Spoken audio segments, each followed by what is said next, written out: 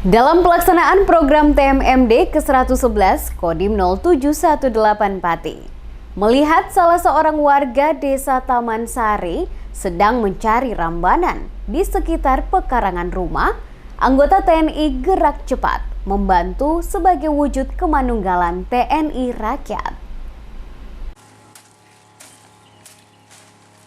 Wujud kemanunggalan TNI Rakyat, anggota TNI Kodim 0718 Pati terus membaur dengan warga, menyempatkan waktunya dalam pelaksanaan TMMD ke-111 Pati di Desa Taman Sari dengan membantu berbagai kegiatan warga.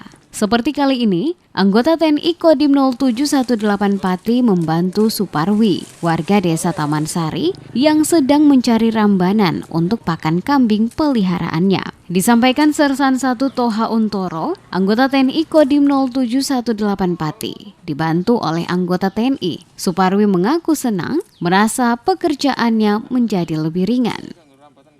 Membantu Bapak Suparwi dalam mencari rambanan untuk makanan kambing. Kegiatan di sini masalah TMMD lebih baik sehingga kemandungan antara TNI dan rakyat lebih terjalin. Sersan 1 Toha Untoro berharap kemanunggalan TNI Rakyat dapat terus terjalin dalam rangka pelaksanaan TMMD di Desa Taman Sari.